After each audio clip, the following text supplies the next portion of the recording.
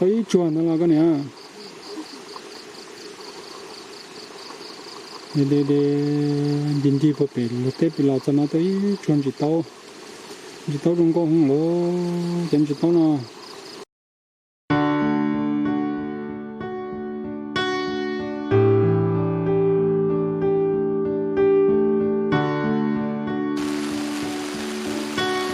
mấy trồng nữa ý trồng phong dơ nên là của cho nên tôi muốn sai của tôi này chế ư tôi muốn đèn chỉ tao cho nên tôi muốn sai đèn chỉ tao nó đèn chỉ tao sẽ rau nó cho muốn nó để nó tôi xong để lia thì cho họ tê rau lại một lia thì cho nhóc họ cột gió rồi sát thì nó thế cho bóc cửa một trò tên nhân chỉ tao tên nhỏ chỉ xí qua tên giờ tôi sai tên nhỏ nó cho muốn nó nữa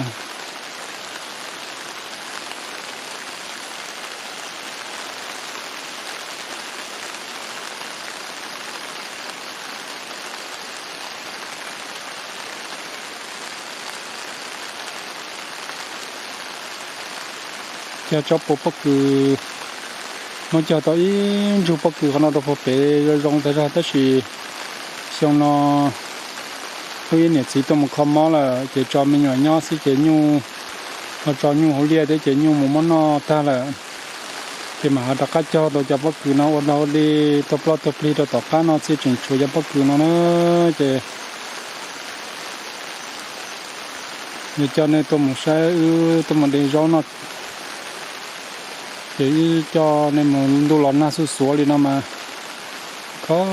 xe tay ra liệu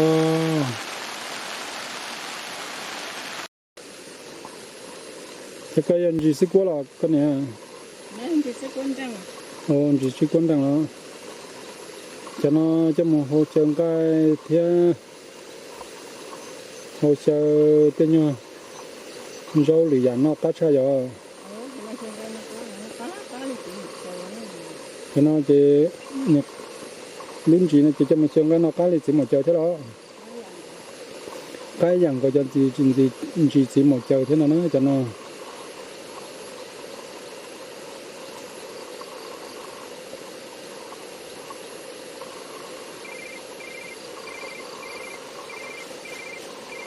mình thấy sao đang to luôn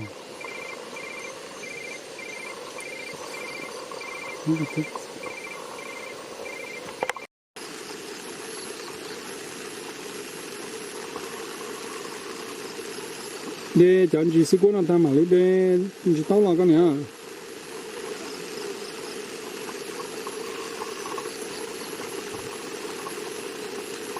còn nó số con tu nào ta này là cái chuyện cổ cứ na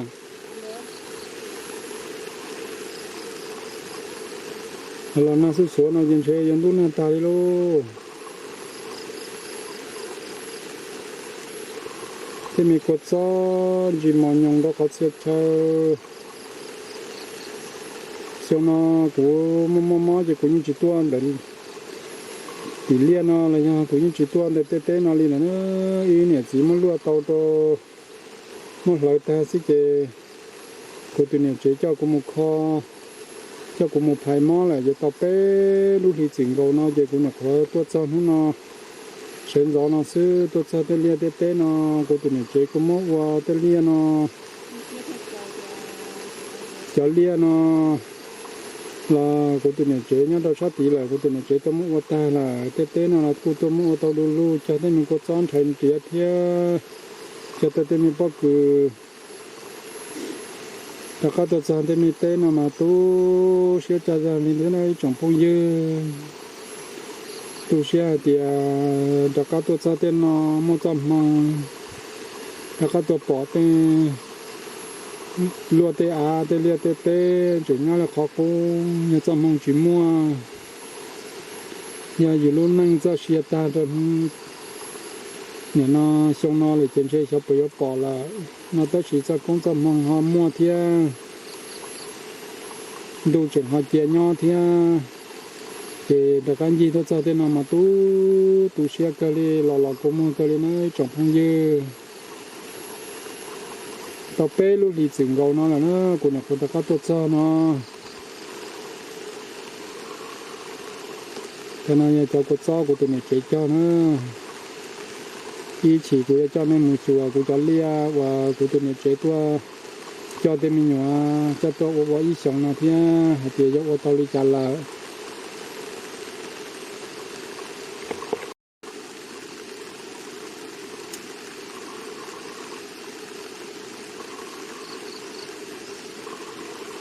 cho tao tụi mình lừa nó từ piu ba rồi giờ chuyện thế nào thì tao lừa nó thế nó cho lừa nó lừa để là lừa bắt to cái nè cho nó cho lừa để lừa lia đó cho anh chị nó bỏ nó nha cho lừa để lừa lia và cái chỉ cho là mua nó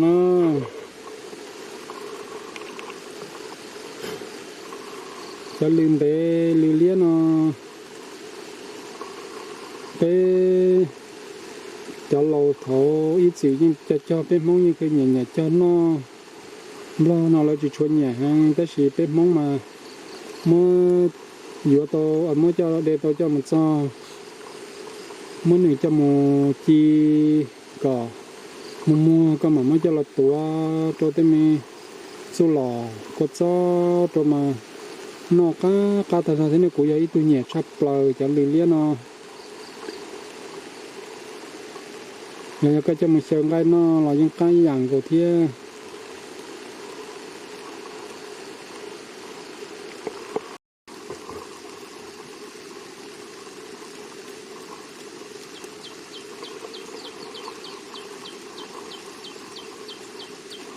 nó là ló nè là na thế mi blong thế miวันนี้nó xích quá nó đốt nan chúa nan nó chỉ chúa có thể chơi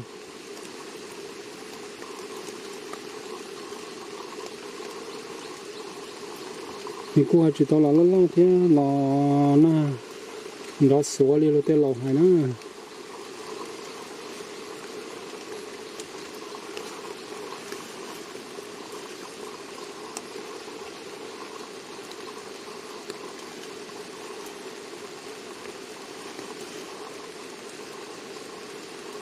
hiện giờ nó mới dùng chơi cái này rồi mới dùng chạy thử bán chơi giống thế này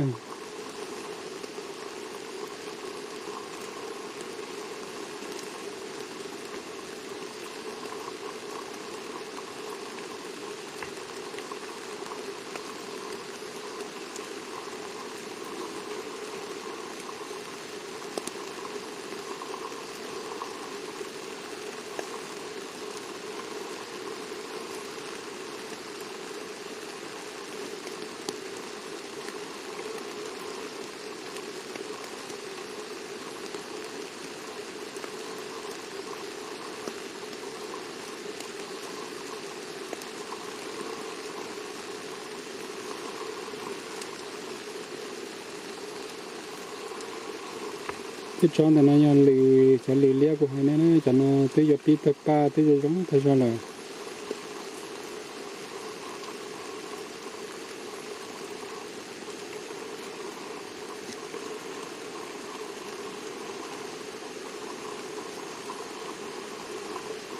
mình chế tôi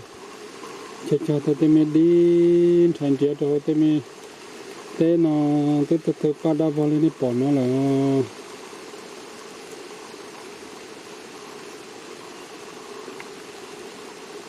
tôi qua đào vào lên nó tôi này chế tôi cho tôi để nhà tôi đào bỏ nó là tôi này chế là nó cũng mà ta sao thế nữa thì trong chợ thế là thì nhà in cái nhiệt gì là nó nếu cô xa thì nhà trong mong chỉ mua dù gì cho xe ta là tiền chơi cho chỗ này lại tôi chú tế nó thì tôi này nó của tê nó sư chơi lại sư những chơi có xe nào mà cô tụi này chế cũng mà lo sắp tới thế này thì sẽ xong mong mua ấy cho nó chế cái tiệp phong dư cô cho con cho mong là cô đùa thì chém ô lê lô tê lò hà đón đợi chỉ tao ta thế cô dân trai hay tiệp chặt tua nó là cô chỉ tao thế cô đặt cá lọt sao cô tụi này chế cho cô một khó tập bé luôn thì nó đặt cá lọt sao mà để con để lòng tới luôn thì nó tan lại hiện hôm nó thật thời rồi để cụ đặt các tuột xã hội cụ đại lia thế cụ đại tê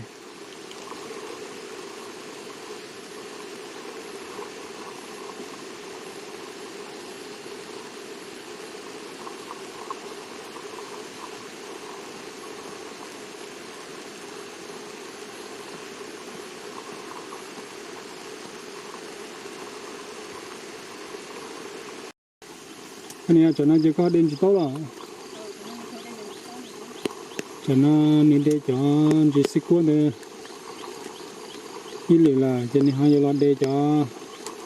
chỉ tao mà món ta cho lên nó trồng sai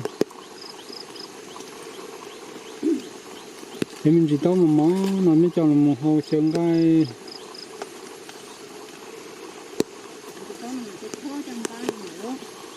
cho nó sẽ cho bây giờ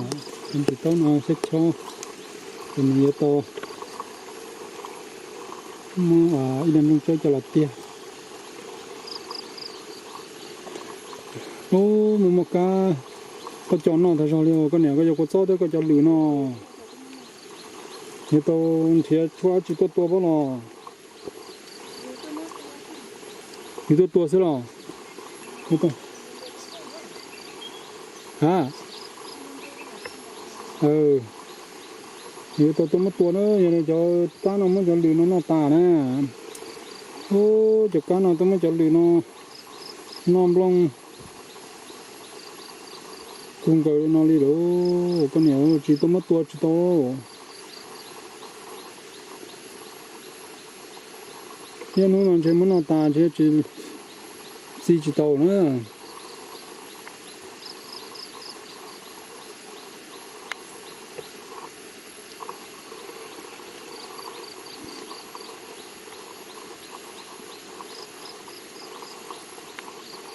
đủ chặt chả để cho để có cho nó để chỉ là chỉ sử nó cho tham gia chứ đủ chặt chả để cho có cho nó ý cho tình chỉ để đỡ ta đa tà lên bỏ nó là có cho nó dùng cơ đó thì chặt chắn đủ thì cho có cho nó tư họ lông tư liền chỉ để đa lên bỏ nó ta đi thế nó cho bây giờ si tàu nó nhận đủ lon na tôi sẽ được bận chúa cho các tua là xưa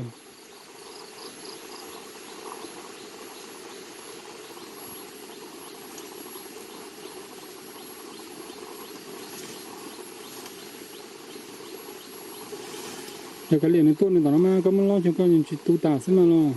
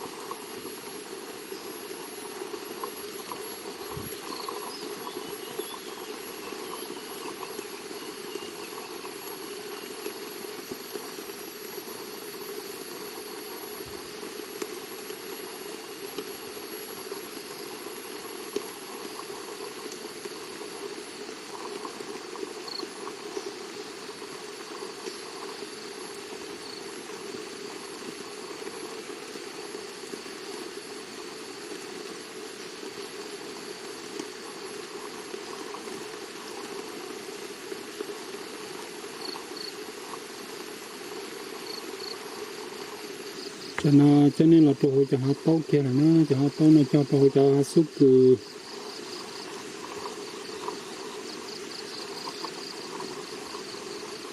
chỉ có tôi nhập chế chứ mà bên nó là cho món nó có tao tên họ tao tên nó để cho chị tao nó đó tên nó lên là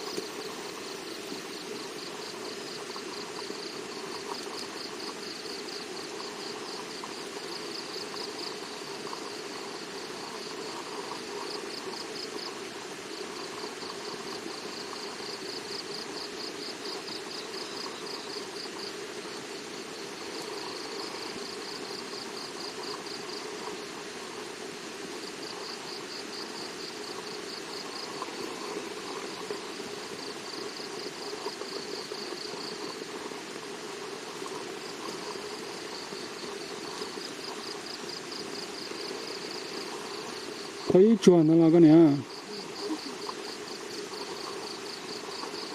để nhìn đi vào biển lúc tết bị lọt cho nó tới chuồn chỉ tao trong con không lỗ chém chỉ tao nó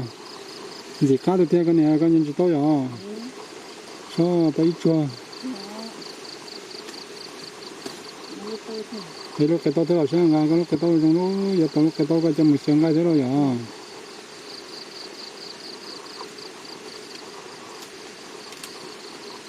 có chỉ để đến chỉ tao là cái tao nè người cái tao cho bất cứ cái nào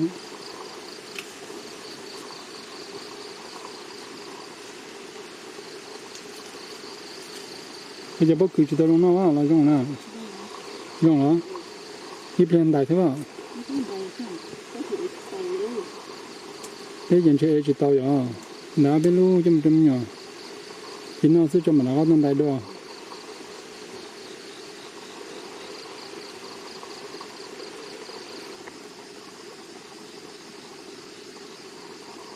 nên lấy mà cho nó có để ý chân thì rồi mà nó có là do nó mà nó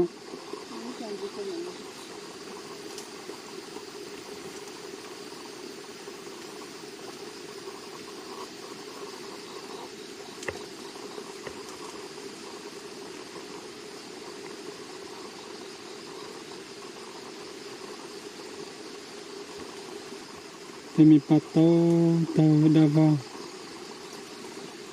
ta cầm bỏ cho út cho nó mà khó xé liều ít trong sai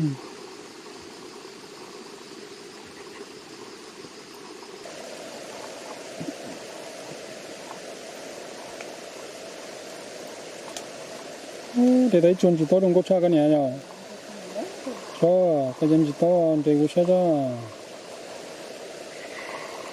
dân chỉ tao này cái mà trong có tiền đầu tiên là giờ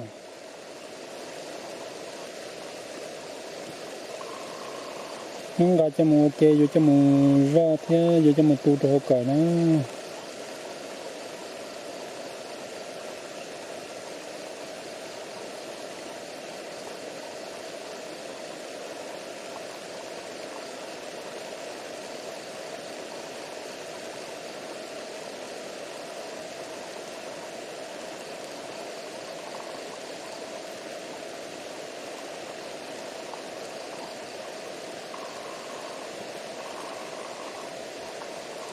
bên nó con tại Bắc Cử Lò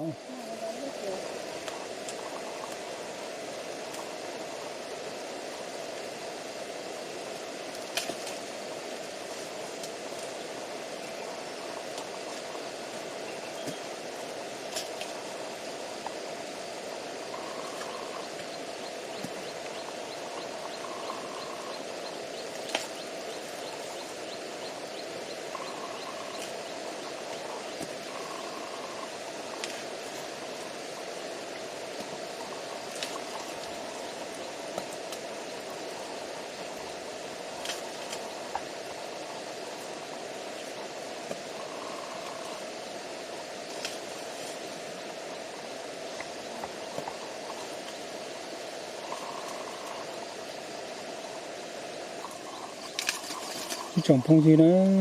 cho nên là sẽ của tụi này chế tại bất cứ lối chạy nó thì do lối chạy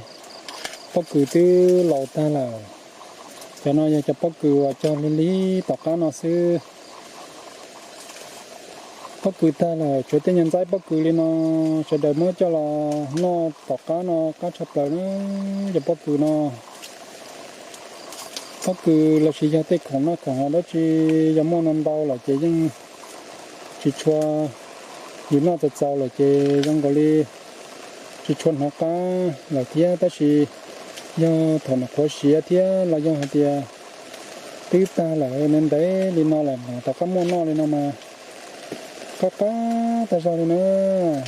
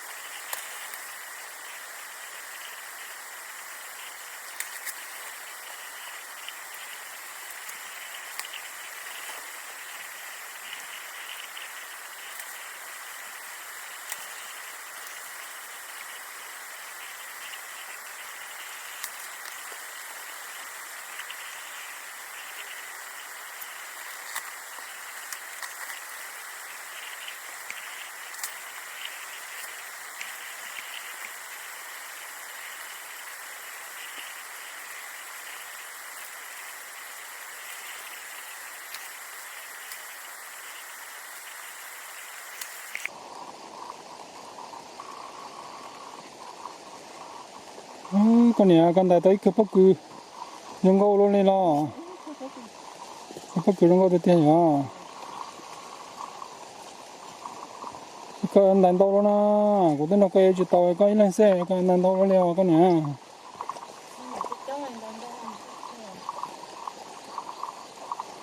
cái nhà con này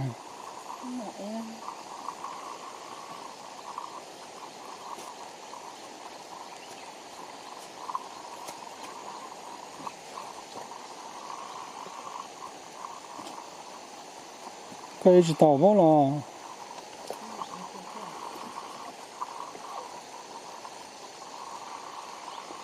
tôi lúc cái tàu thế tàu chơi giờ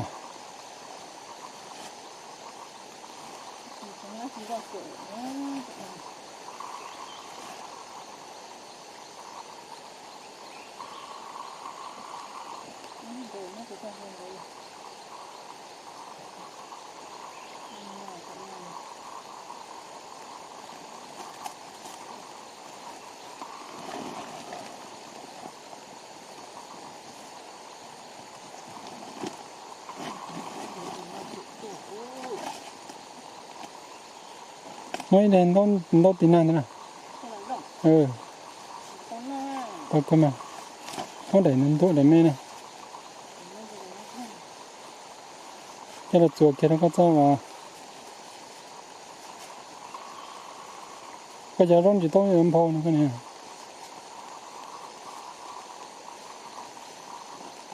âm phô là thì nó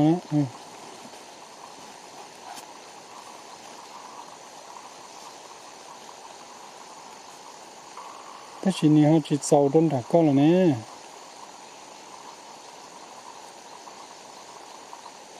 thế chỉ một hồ luôn chơi cờ sân đá này là hồ nè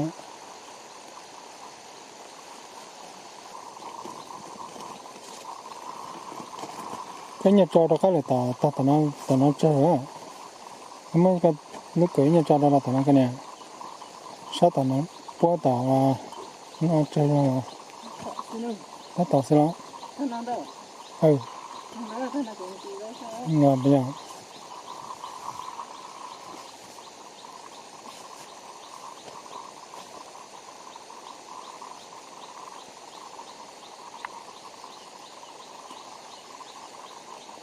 món trên chưa cả mẹ sẽ hỏi có lúc à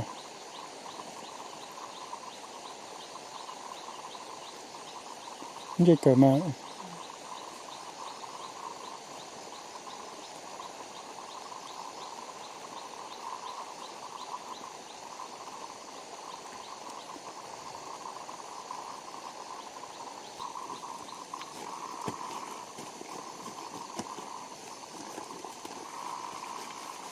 Nó chỉ là phụ đó.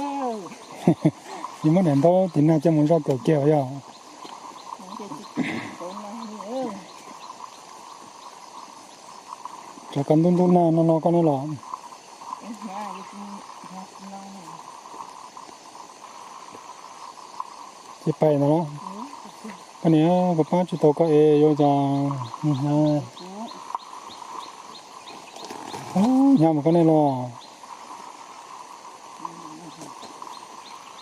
có e bắt tàu cô mama cô tên này chơi chỉ tập bố cô e đã chỉ thế ôn đã nhà đi chơi cô tên này chơi với ra lên này sai nào nữa nhà câu luôn liền vô trả lo cái mù này nó chụp phong dư cho nên là có một chế nữa ít tôi để rau thế đặt bao cừ nên đó thì nó là cái tiền này chế nhưng nhà càng sẽ vô trả xem một số chế nữa còn nó bao thì chế ở đây thế